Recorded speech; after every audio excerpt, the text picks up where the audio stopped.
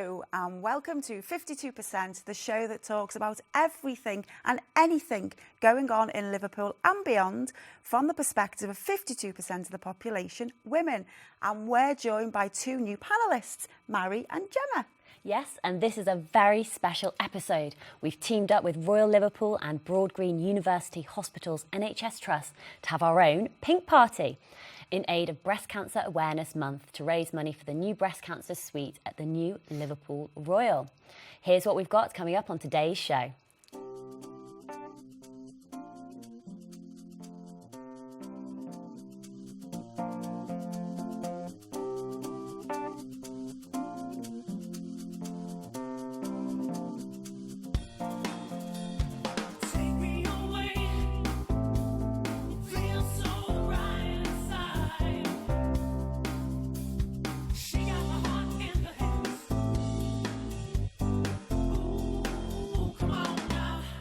So as you can see, there's some pink going on. That's because this episode is all about raising awareness and funds for an amazing cause, which affects over 50,000 people in the UK each year, breast cancer.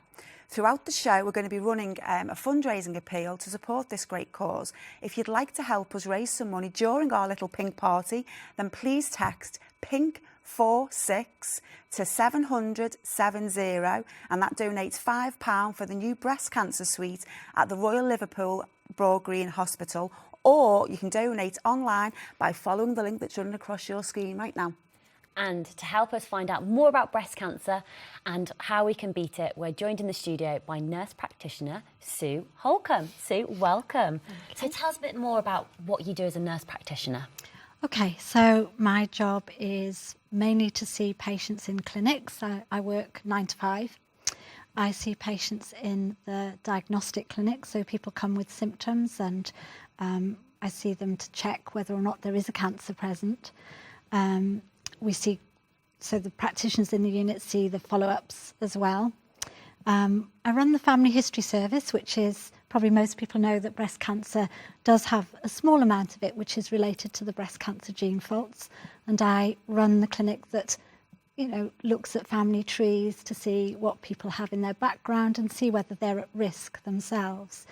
And Hilary and myself, Hilary's my colleague, we go out into the community and see some of the elderly folk that have breast cancer because they're too unwell really to get out back to the hospital. So we think it's a very special service to go out and check them and have a really good relationship with some of the older ladies. And we do moving forward appointments. So it's like a survivorship appointment at the end of all the treatment to just check that people have sort of kept on track, that they know what has happened and perhaps looking at the future and moving on from, the most intense acute part of everything. So it's a busy job, but it's a really rewarding job. That's fantastic. And for the women out there, I think breast cancer awareness, and especially October, where it's all about raising awareness and funds, why do you think that's so important? It's really important because actually we've come such a long way. This morning at a meeting, one of the surgeons was talking about the fact that in the beginning of the 20th century, you'd have a mastectomy, radiotherapy, and it was quite disfiguring. You didn't have any reconstruction. You had really poor scars. And then in the 60s, we started being a bit more considerate about whether you had to take away the whole breast. And that was down to research. Why should you take all of it if you don't need to? And then we've moved from that to different ways. Therapeutic mammoplasty is a type of operation which lets you take the cancer away. And actually the breast looks very unchanged at the end of that treatment. So it treats the cancer without as much of a big sort of operation, shall we say. Also, all the medication that we have, I started out with perhaps tamoxifen there, and then we've got tamoxifen, arimidex, letrozole. These drugs that most breast cancer ladies will have heard of are all designed and have been discovered and used over the last 20 years. And it's changing the length of time that people can live. Equally, things like Herceptin and HER2 status, that comes out of research. How long you should have your chemotherapy for, that comes out of research. We do a lot of oncoplastic surgery, so we look at reconstructing breasts. We've got modified pig skin being used to help to give a really good reconstruction. So if we didn't have the research, if we didn't have the funds to help us to do the trials and to check that what we're doing is good, then we wouldn't really move forward. And that's what we want. So for somebody who's watching the show now, they found a lump in their breast, what do you recommend they do? They should go to their GP. Now, most people think that breast cancer is a very young person's disease, but really and truly, it's mostly a disease of 60-year-old women. And most of that is picked up on the screening programme. But if you have a symptom, you or I, if I had a lump, you had a lump, I wouldn't know what it was. If you had a problem that was new, a new finding, something that in your breast awareness you'd found, you'd need to go to your GP. Because it's getting to know your own breasts, really, isn't it? It is. Because I'm absolutely terrible at checking, actually, because there are naturally lumps at different times of the month, aren't there, Absolutely. Anyway? Yes. And the whole thing, I just get kind of nervous. I kind of wonder if my daughter will kill me if I say this, but she was in her 20s and had very lumpy breasts. And she would never usually do this, but she said to me, "Mum, will you just check?" And so I checked her, and I thought to myself, if you had come to clinic, I would probably be sticking a needle in that and that and that and that. But actually, I said, wait until after your period and I'll recheck. And then she was fine. So it's more what's different for you. Different for you and waiting through a menstrual cycle if you're young. I think a great way to do it and raise awareness is pink parties. And pink parties are a fantastic way of getting together to raise awareness, as we're discussing, and funding. Having fun with friends as well. Ricky Tomlinson, a great fan of breast cancer awareness and raising money and awareness for it, chatted to us before Sarah headed over to meet up a founder of Pink Party, Carol Rowe, at her own party. Let's watch this VT. Yeah.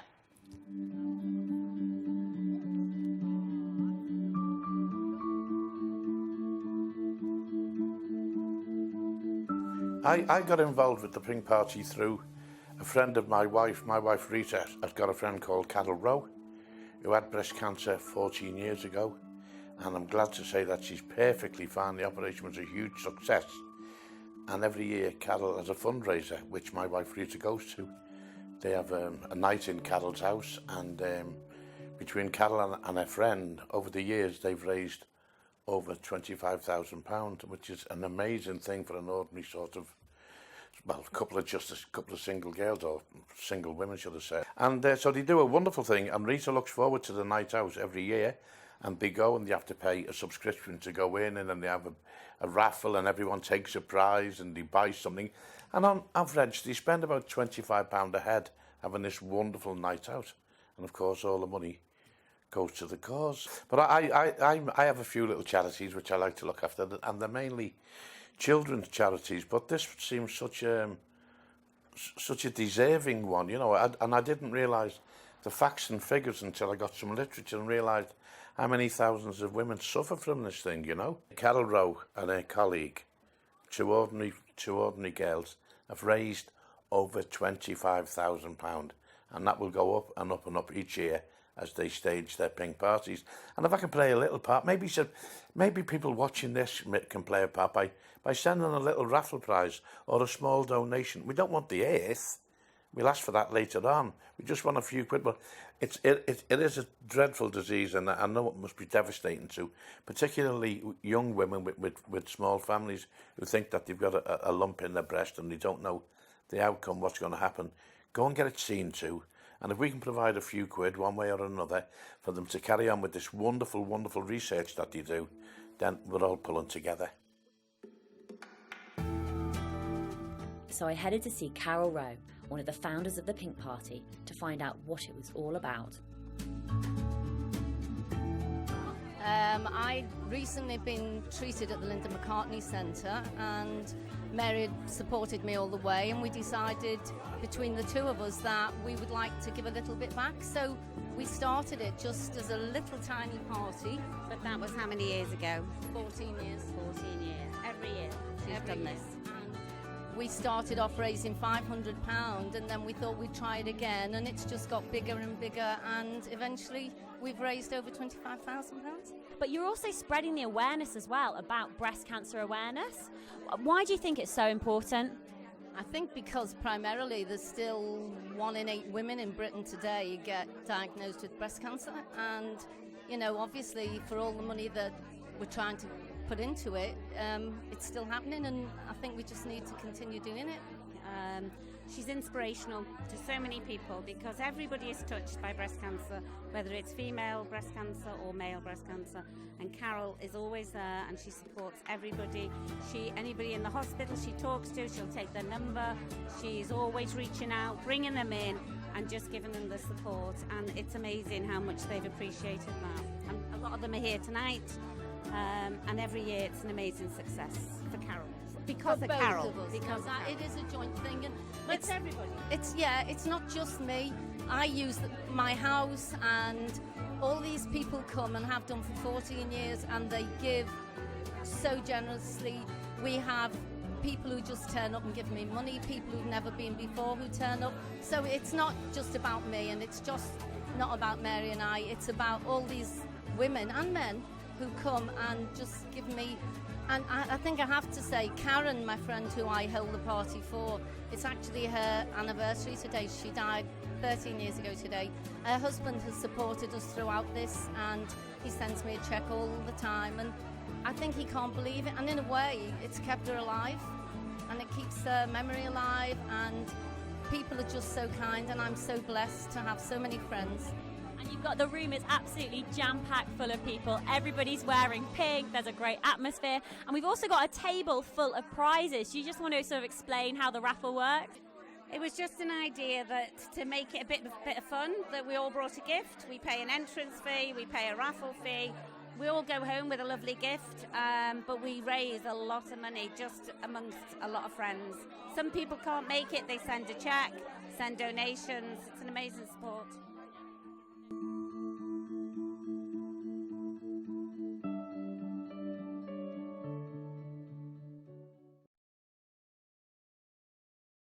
Welcome back. We're having a special Pink Party episode to raise awareness in aid of Breast Cancer Awareness Month.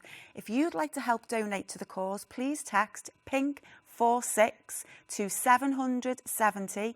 That donates £5 for the new breast cancer suite at the Royal Liverpool, or donate online by following the link that's on your screen right now. Before the break, we caught up with Ricky Tomlinson and Carol Rowe to find out what the Pink Party is all about. Now, Sue, talk me through this Pink Party pack. This is something that people can get involved with to have their own Pink Party. Yes, and there's everything that you would need perhaps to invite your friends, good games, good game idea behind us at the moment, which is pin the bra on the body, I believe. Which you do blindfold, I take it. Yeah. Okay. Not while the bra's actually on you. No. Painful. No. I like the modern Yeah. Bling up your bra. I like that one. I can imagine that might get a little bit weighty. Very So you could, and there's in the pack. There's all the sort of ideas. Some people have cakes. Some people decide to keep it very low key, just have sort of wine and film. You can just do whatever you want to do. I would It's your definitely have party. karaoke. Karaoke. Yeah, I was thinking of a game where you can have like pink balloons as your boobs, and then everyone pops them with a cocktail stick. Give it a bit of class. Cocktails. Yeah, there you go. Cocktail sounds good. Cocktails are always good. Lucky numbers. You know, I suppose the ideas are endless. If anybody wants a pack, there are available via our charity and via the numbers that you've given. You have Facebook, Our Charity Liverpool, and Twitter at Our Charity Liverpool. And obviously your website, which is all on here. Yeah. So these are great for helping you as a resource. And actually, I think people get a lot of sort of enjoyment out of being together. We were talking earlier about just supporting each other, and I think it's people want to do something. So a lot of patients say, you know, how can I help? What can I do? And you know, even somebody that really isn't sort of hot on the ideas can just have a quiet movie at home and just say to people, just say. Can you have one any time of year? It can be, it doesn't have to be October. But it's just October. For the guys. I mean, let's not forget this isn't just female orientated breast cancer, is it? What could the men do? Well, you could have something like a poker night, or maybe watching the match together and just have a bit of a financial reward towards it. Men don't often tend to want to go to pink parties. I'm not saying that they can't. Unless they're metrosexuals. There are some men that like pink. They could do pedicures, manicures. You could. You guys. never know. Backsack and crack. Yeah. So if men want, or if anybody that maybe wives, husbands, anybody actually, husbands of wives with breast cancer, wives of husbands with breast cancer, you know, you could all get involved with this, but just in very slightly different ways. And if any of the men want to have a party, again, the resource pack is here. And if they phone our charity, they'll give them some hints All and the tips. details if they need, yeah. I mean, do you know off the top of your head what the ratio is between the female and male breast cancer? Well, what I can tell you is that we get, in Liverpool, we get about 480 breast cancers diagnosed a year. And no, that's female. For female. 480 breast cancers a year. And we would perhaps have 1, maybe 2 male. How does that compare to other places in the nationally, country? it's about 1 in 370 men get breast cancer, 1 in 8 women get breast cancer. So it is not really a disease of men, generally. But it must be difficult to have it if you are a man, because it is quite strongly associated with women. I think that one of the things when I talk with male patients is that they kind of feel very insecure in what to do with this. It's not, you know, there's not a whole group of people they can get together with. No. It may be that some men might think, actually, does that mean I'm turning into a woman? Or, you know, is it something about me that means I'm more female? Because the prostate cancer is the thing that you associate with that men struggle with so much.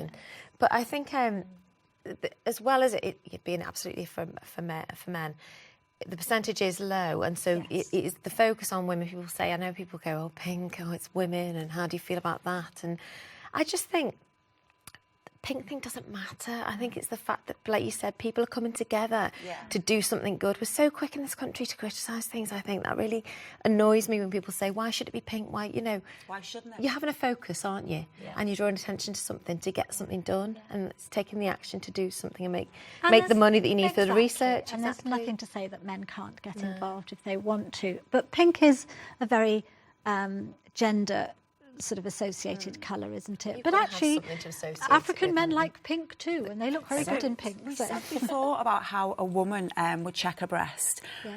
How would a guy check his breast? Because I don't know any guy. The same way as a woman. The same way, And we do get a lot of males with something called gynecomastia, which is enlargement of the male breast tissue. So we do see a lot of men that have got maybe man boobs, is an expression we might all know. Isn't that just because they're overweight? No, because that's just fat. It's hormonal, isn't it? But mostly man boobs. Gynecomastia is a little bit more breast tissue than you would usually have in a man. And it can happen, but mostly it's in older men due to medication. So certain medication that men take give them gynecomastia. We get a lot of worried men in the younger age group who go to the gym, have to take off their top, and then feel very embarrassed about the size of their breast tissue. It's rare, though, that turns out to be a cancer. So it doesn't make it more likely if you've got that kind of tissue? Actually, I couldn't say that. Actually, if you have a lot more breast tissue as a man, the more breast tissue you have, the more likely you are to get breast cancer. So the reason that women get it work for women and too, men then? don't. The larger your cup size, the more likely. If you're a bigger-breasted woman, then if you're a fatter woman, for sure, you would likely a bit more at risk. Breast enhancement? Because obviously you're going to have bigger boobs then, aren't you? But that's not because of your natural tissue. So how do you check? Is the checking still the same? It's a good question, but checking is still the same. Know what's normal for you is the basic premise of breast awareness. So as long as you know what you usually feel like, then if there's a difference or a change, then you're likely to be able to identify that. And that's the key. It's something that's different, that doesn't go away. What you were saying before, Sue, about checking, I never realised you should check under your armpit as well. You should check up to a limited amount. So I guess. So if I was examining you, for example, in a medical scenario, I'd hold your arm to check under your arm, and it would be down like this. So I'd hold your hand and go like that. Whereas if you're checking yourself, you tend to put your arm up and check under your arm. And that means that it's difficult to tell what's going on exactly. But people do find little glands under their arms sometimes, and they come to us in the unit and we check them out.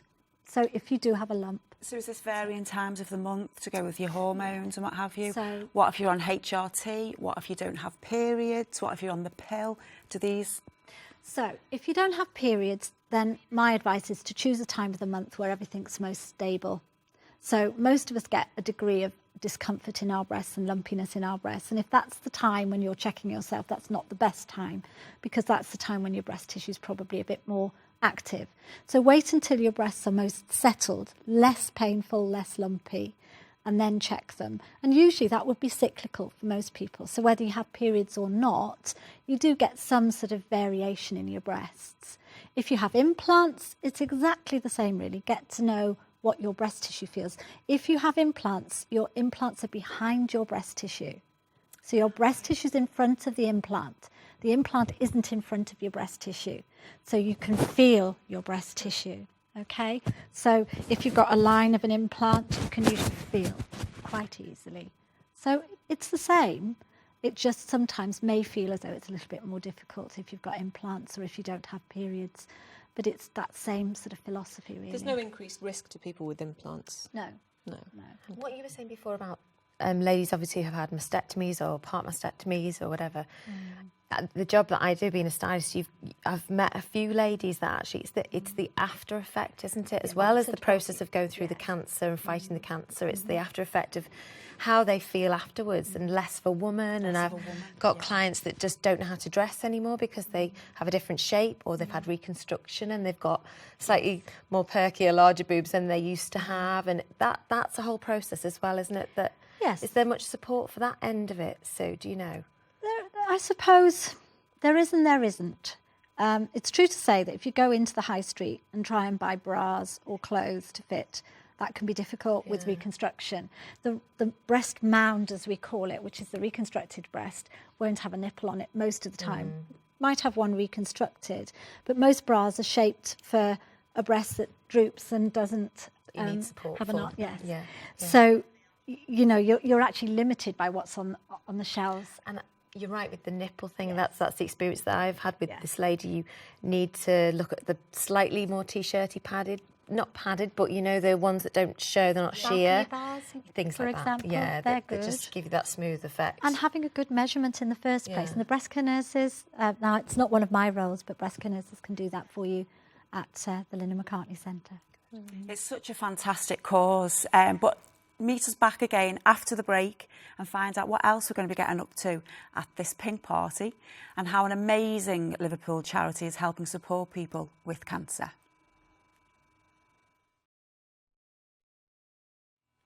Welcome back. We're having a special Pink Party episode to raise awareness in aid of Breast Cancer Awareness Month. Don't forget, if you'd like to donate, please text PINK46 to 70070 and that will donate £5 towards the new breast cancer suite at the Royal Liverpool. Or you can donate online by following the link that's on your screen right now. Hundreds of people across Merseyside are sadly diagnosed with a form of cancer each year, and Liverpool Sunflowers has been doing some amazing work in supporting those that have been living with the dreaded C. Our Gael went over to find out what they're all about.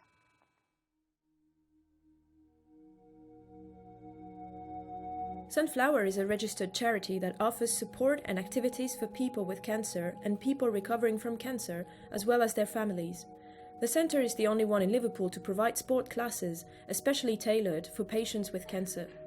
We talked to Emma Squibb, project manager and chief executive at Sunflower, to find out more about it. We've got all sorts of activities here. We've got counselling and support groups. We've also got art and craft groups, exercise sessions for people recovering from cancer. We've got activities like days out and family days, Tai Chi, yoga, Pilates. We've got all sorts of activities here, all designed to be accessible for people who are recovering from cancer. Especially with the exercise classes, because often when people are recovering from cancer, they do want to get fitter and more mobile and more flexible, but they don't really fancy going to a gym. And also exercising can be quite difficult when you're in pain and you're recovering, you're on treatment and what have you.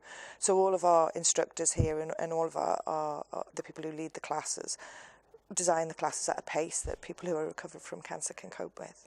We've got also, we call it Reboot Camp, which is just a little title to hopefully help promote it, but basically people can choose. They can come to yoga meditation, Tai Chi and Pilates. We've got two levels of Pilates. We've got mat Pilates, which is down on the floor, but for those who can't exercise on the floor, we've got standing Pilates as well.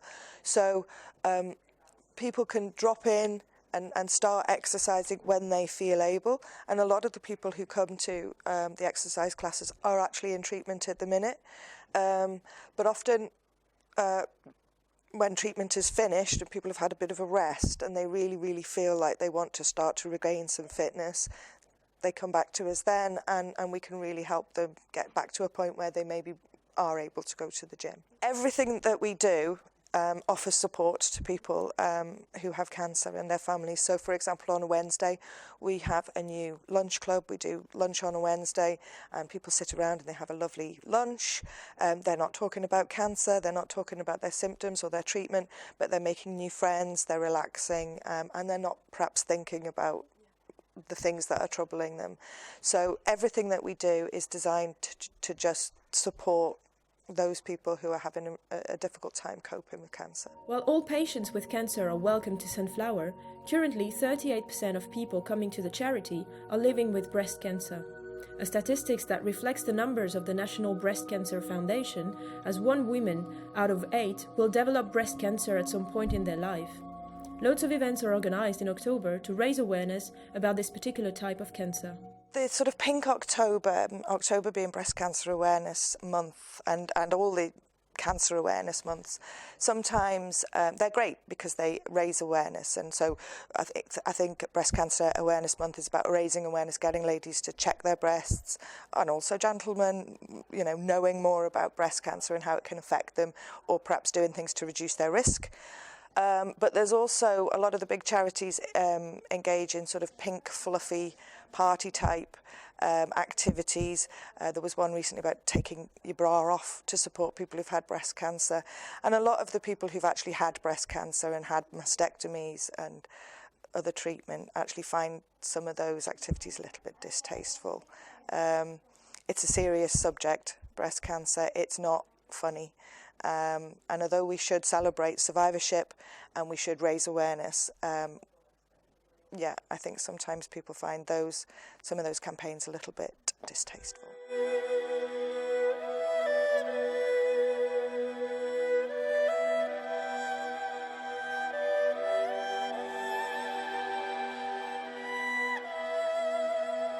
We are a small charity. We're a very, very small charity, and we're an independent charity as well in Liverpool. We're the only charity that does what we do in Liverpool. We're the only centre providing support services for people with cancer and their families. But we are not supported by any of the major charities. People do get confused, think all the cancer charities are the same and share money, and also think that we should be automatically funded by like the council or the government. We're not. At the minute, all of the funds that we survive on are funds that are raised from public fundraising. Everybody in Liverpool knows somebody who's either had cancer or has cancer now, and we really do believe that our service is vital going forwards. So Sunflowers has been here for about 20 years.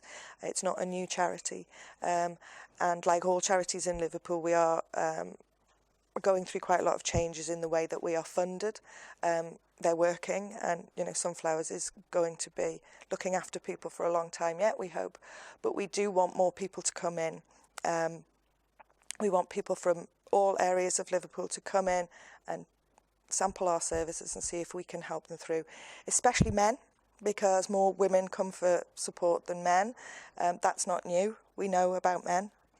We know that men don't like going to the doctors, they don't like admitting that they're ill, and they certainly don't like admitting that they need a little massage or support. But we are here to help. That's what Sunflowers is here to do. There is life beyond cancer, and that's the message we want to get out. So if you or anybody you know could benefit from our support services, please do put them in touch.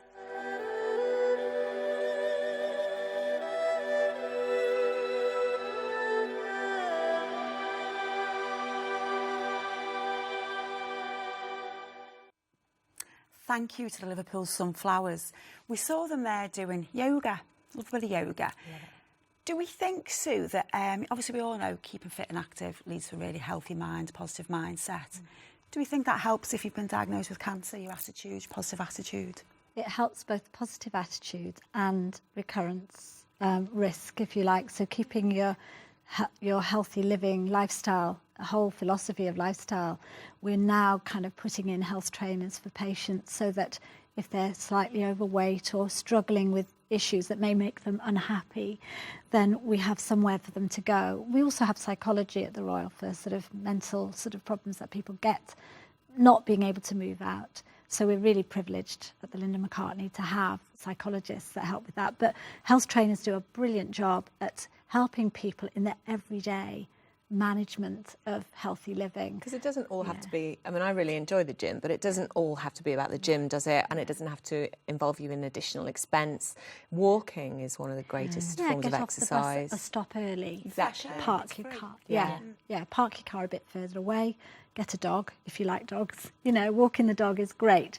And I think people don't realise what makes up a healthy diet either. That's one of the things that health trainers talk to people about, is what do they eat and what do they put in, and how can they change to make their life a little bit sort of healthier in their diet. So it's been very beneficial. We're looking forward to some results of some research again that comes out of our health trainers. Have you seen a link between people's diet and breast cancer? You know, fatty food, sugar. There was a big study done in America, which was the Los Angeles area, I think, which looked at diet and exercise. And they looked at one group that had a programme of diet and exercise and another group that didn't. Both groups had had breast cancer. And they reduced the risk of recurrence by something like 50% in this study. So we know, in other studies, somebody called Tony Howell, Professor Tony Howell in Manchester, is also working on other lifestyle type issues around breast cancer and other cancers. We assume that other cancers have the same sort of risk related to what kinds of things could people do at home if they want to minimise risk and sort of promote their health and well-being generally? Well, I talk about going up and down stairs, doing your vacuuming with a bit of gusto. I mean, it may sound really silly, but I say to people, you know, we do exercise in many ways. So, you know, running up the stairs or walking quickly up the stairs, or making sure that you do use your body to do all of the activities that you do in the house. Go out early for a walk, get off the bus a bit earlier. Yes. Sleep's important, isn't it? Very good. Excellent. And I think yoga is, you know, we've talked before, and obviously on the VT, it was like, yoga is such, I do yoga every week, and the class that I go to, I love how varied it is.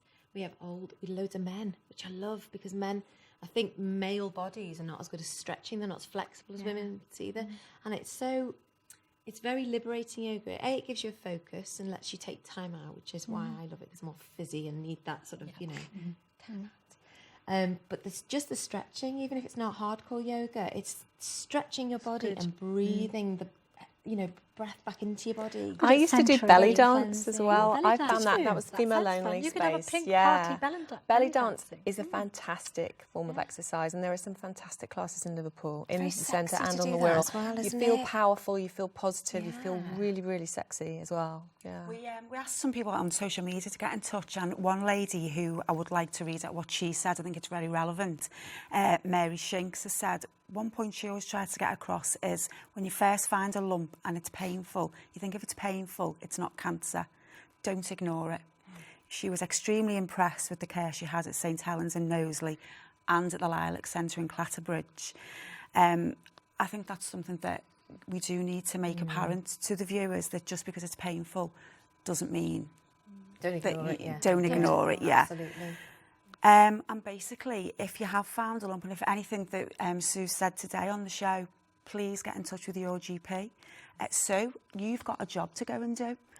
So we'll let you get on with your job now, and keep up your fantastic work. Don't forget, if you want to donate, Pink 46, that'll donate £5 to 700-70, or the link at the bottom of the page now. Thank you. See you after the break.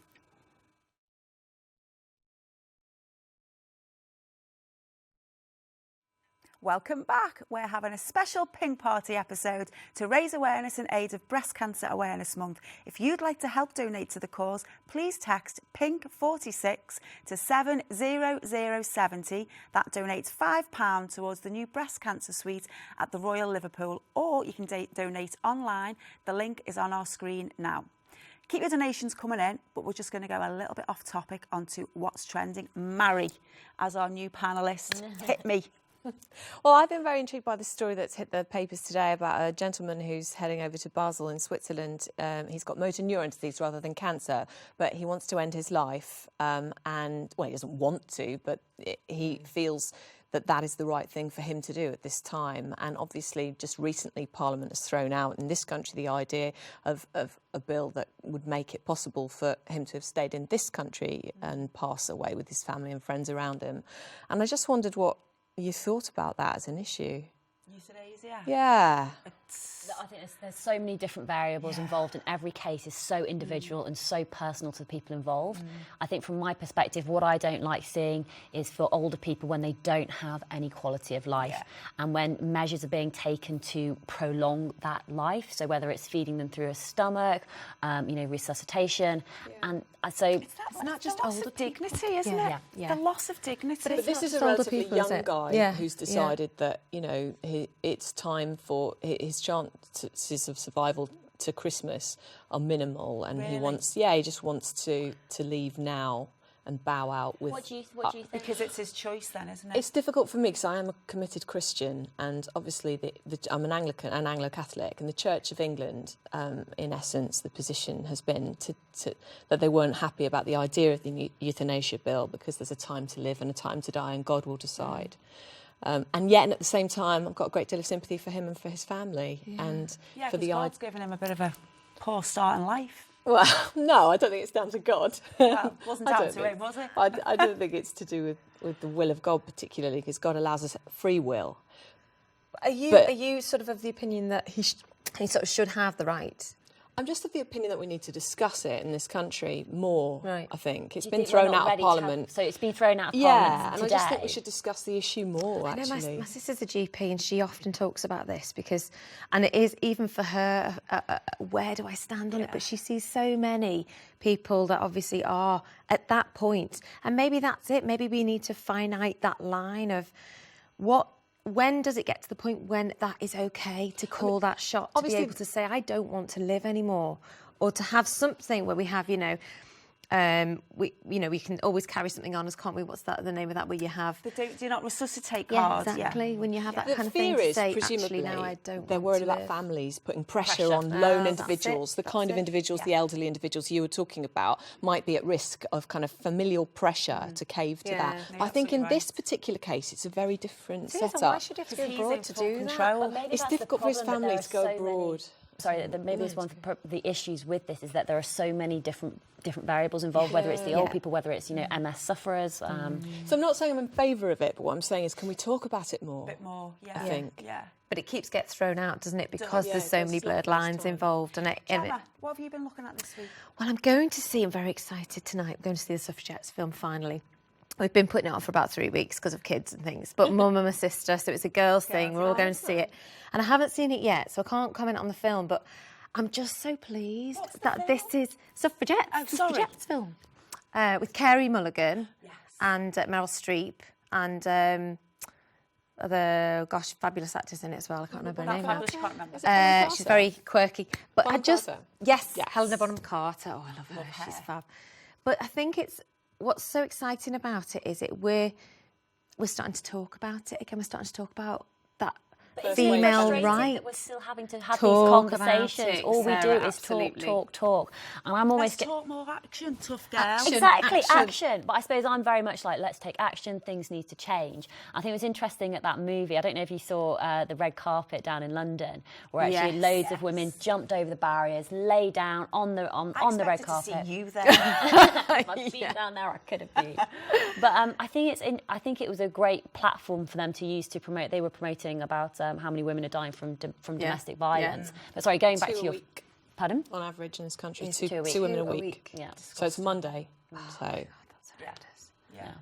So Sarah, what about you? What have you been looking at? So one of the things, advertising. There's now something called Feminitizing. Yeah, Yes. And it's all about these campaigns. So like a girl, this girl can, Which we love.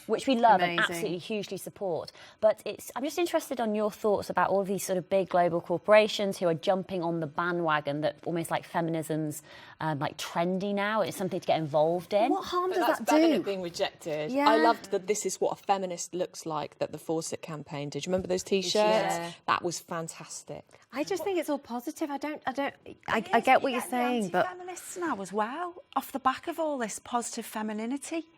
Yeah.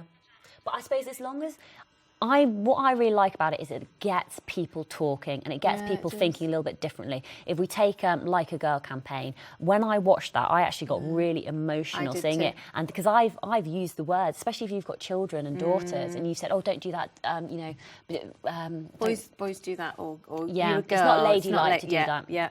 And it makes you think or double think. What on earth am I About how we saying? learn femininity, because Yeah. it's not just essential to us, it's not just body oriented, it's about how we encourage each other to think about what it is to be a strong, confident, powerful woman. Yeah. We can always And link that's that the back key, to isn't it? breast. That's what got me out of, from that link that it was the Like a Girl, I think it was the one that I watched, and it was the fact that we should be talking about being strong, being healthy, and being fierce, as women, not just slim and Being healthy quite often doesn't involve being size zero. no, it doesn't, And the Real Women absolutely. campaign by Dove, which is one of the, which is it's been running for a bit, I thought was incredibly powerful in terms of that idea. Yeah. But what was so shocking about that was that, and inspiring at the same time, was these young kids, and possibly, maybe that's with hope in my eyes, the generation, our kids, Lisa, that they are starting to, it's starting to change a little bit, I don't know, that they were talking on the camera about, how do I feel? I do rugby, I do all the things that we in our generation were like, no, that's definitely for boys, that's definitely not a girl thing. I think now needs to change, though. we're hoping to see, a bit more of that maybe. I think you're completely right there, Gemma. I mean, you touched on about I do rugby as a girl. My daughter plays rugby, and I don't know what the exact name of it's called, but currently in schools they run the, I don't know if it's BMI, but they run the height and weight ratio. The NHS do it. I've pulled Olivia out because she's head and shoulders above the boys. So for her age, she's too tall. She weighs too much, but it's all proportionate to her height. And I thought she's going to already at 10 being marked out to be different because she's bigger than the boys. Why do they do it? Have to do it in schools? I know it's not obligatory, but that's questionable. Target obesity. Yeah, but it's for that reason she plays rugby. So it's contradiction because she's bigger and she's as powerful as the boys, if not more powerful. And it's about, and this is what I do a lot in my job, you embrace the shape that you've got and use it for good, So it's about, yes, you are that shape or you're that size or whatever. Nice. There's things that you don't like about yourself. If your skin is right, there's things you don't like about yourself. But magazine advertising But tends embrace to the stuff focus that you on do. size zero still, and the fashion industry tends to do that, doesn't it? You were talking about this earlier, I weren't think you? until the fashion industry has changed, then the messages that are coming out through the magazine and advertising industry to young girls won't necessarily alter. Did you see the Well, it was Liverpool Fashion Week, Yep. wasn't it? Was it last week? Yeah. And the organisers have done a great job. It's fabulous. This is what I've been looking at for what's trending. They've done a fantastic job. All the models, whether they look Size like they're positive. the right size for their height and all the rest of it. But you still open Vogue. Yeah, Everyone you do. knows Vogue, and there are still girls. Mainly girls, not so much men, because the men are more buff. And you can tell by looking at them, they are not the right weight And they're ill. for their height, and they look They ill. are not healthy. And this is what we see, this is what our daughters see. It's scary. It is extremely scary, and especially if you have a bad body image, which I think a lot of big percentage of women, even, I don't think it matters what your age is. I think men also I think increasingly it's are under a happening, great deal of yeah. pressure. Not so much by looking at women, but anorexia is becoming much Yeah, more it of is. a mainstream problem now. yeah. Is it really? I didn't know that. I've heard that. Well, as men are becoming more metrosexual, obviously they're taking more pride in their appearance and they're being very led by what they see in GQ, Men's That's Health. being very linked. Yeah. Yeah, as much as what we're being led by Vogue Yeah, and I still Elle. think that men get more of the message about health and fitness, and that's very targeted at men. Girl magazines, you don't see that in female magazines. You don't see those messages of health and well-being. You just get, you should be thin. The thing is, though, the irony of it is, if you look at, say, from when I was looking at the magazines when I was younger, it was Kate Moss and Naomi Campbell, who I adored. But look how different they are. Naomi Campbell is muscular and she looks perfectly healthy. Yeah. Kate Moss made her name on that heroin chic look. Look at what happened with Sophie Dahl, how beautiful she was. And then she lost all that weight. Yeah. And lost a lot of work on the back of it. Yeah. Did you see the model fighting back, though? She wrote out, so a model agency basically said she was 5'8", was a naturally a size 6 and size 8, and they said, you need to lose more weight. And so she wrote this scathing letter and published it sort of openly, basically saying, I'm no longer going to follow your unrealistic expectations of beauty. There's no way that I can lose another inch off my hips. And so I think more of that is happening. I don't know how social media is impacting it as well, whether it's like, the Instagram accounts and it's more like healthy eating. I don't know. And with social media, like you're saying, I was talking to a lady the other day who's got a daughter of 14, the scary things, the peer pressure that comes out of that. Lisa, you'll be more into that. She's 10, isn't she, your daughter? Mine's only 3. But that's scary, isn't it? All that pressure as well, which you can't do much about. It's about educating the girls earlier on. Education. It's about confidence as well, just being confident to be beautiful as you are, which is what you were talking about with your business, trying to empower. Yeah. Well, that's it. That's all we've got time for. What a show. What a pink show. Many thanks to our guest, Sue. Great thanks for having you both here. Brilliant.